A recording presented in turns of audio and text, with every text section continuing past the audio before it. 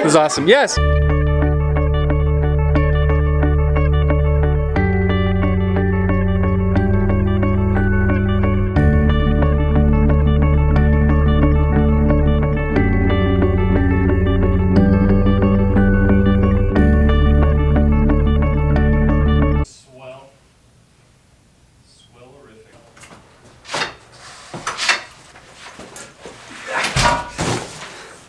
Today is a very busy day.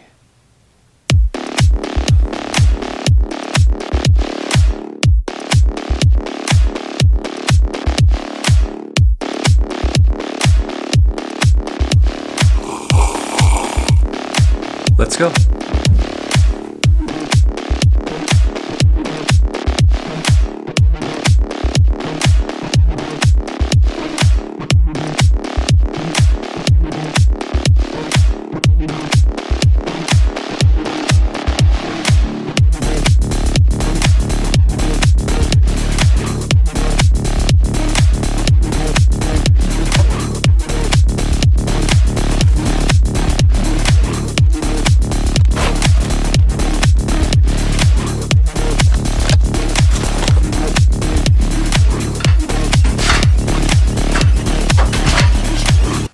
Day 195, and we're looking at Isaiah 37, 38, 39, and Psalm 76. So we're doing this event tonight with the students called Mall Crawl. Essentially what Mall Crawl is we have adult leaders that are disguising themselves at the outlets here in Castle Rock. And we will carpool the kids to the outlets where they have an hour to find as many of these leaders and a mystery person as possible. It should be a lot of fun. I'm going to try and talk about our passage today while I'm finishing getting ready for the mall crawl. Isaiah 37 is really Hezekiah's first reaction or response to hearing of the news that Sennacherib, the king of Assyria, was going to come against Jerusalem and Judea. He seeks the prophet Isaiah, who, that's the book of the prophet that we're in right now. And Isaiah tells him not to fear because God is going to cause the king Sennacherib to go and fight some other people and is going to deliver him that way.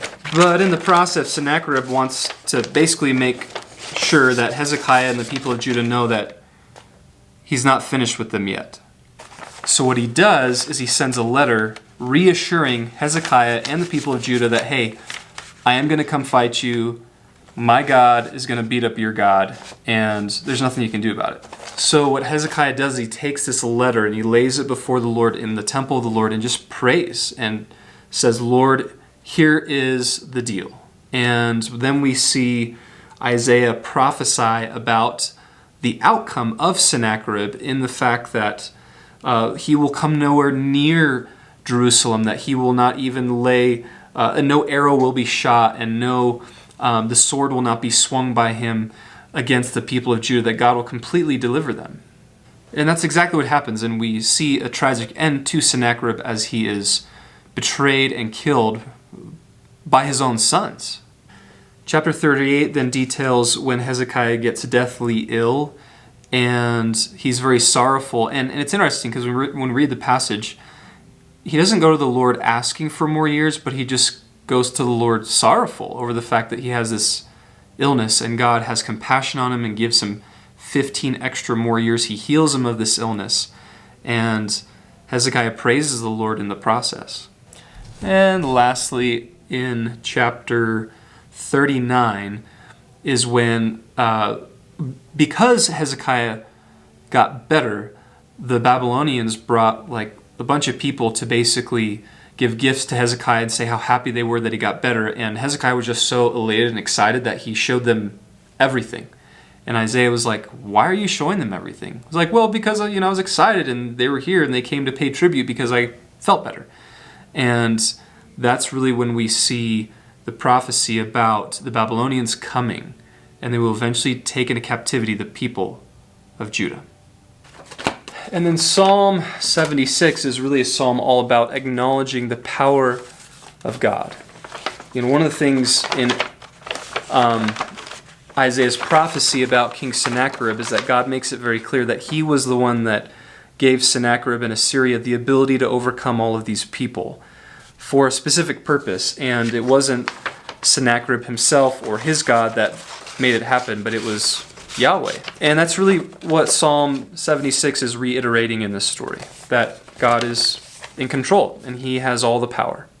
This is one of those Bible stories that I've read in the past and I'm very familiar with, but when I read it this time, I noticed something that I've never noticed before, at least that I can remember, with this story.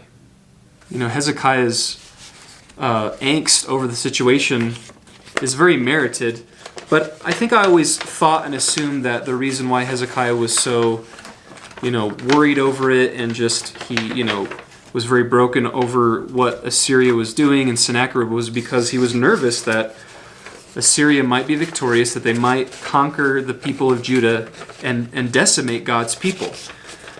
But that's not the reason, or at least the main reason why Sennacherib is broken and sorrowful over this situation. Go back and read chapter 37 and verse 3 through 4, as well as towards the end of verse 17, verse 23 and 24. There's a key word in these passages, and it's the idea of God being mocked or God being defiled, or as some translations would put it, God being blasphemed. Hezekiah was not broken and sorrowful over the possible reality of the people of God being wiped out by the Assyrians. But what he was broken and sorrowful over was how Sennacherib, the king of Assyria, and all the Assyrians together had defied, had mocked, had blasphemed the name of the Lord. And that was the thing that broke his heart the most in the situation. It just hit me because it would be so easy to let the reality of the people being decimated to be the number one thing that would cause the sorrow, but it's actually God being blasphemed and God being mocked and God being defamed, essentially. That is primarily why Hezekiah reacts the way that he reacts. And it makes me think of King David in 1 Samuel chapter 17, where he goes against Goliath. And the beef that David had with Goliath was that he was defying, he's blaspheming the name of Yahweh, the living God, the one true God. And that is why he went up against this giant. I pray that I can have that heart, that whenever the Lord's name is blasphemed or defiled or dragged through the mud and just defamed, that my heart would just break over that, and I would have a similar reaction that King David would, or that King Hezekiah. It's fine to let a variety of things in this world break our heart, as they should. But there is nothing that should break our heart more than the name of God being blasphemed, than the name of God being defiled, than the name of God being mocked. And when we sin, and when we worship other gods, when we go our own way, when we do what is contrary to God's character, that's essentially what we're doing. While it's a neat truth to be revealed from this passage, it is heavy. All right, so after all that heaviness, let's go have a fun event with a bunch of students.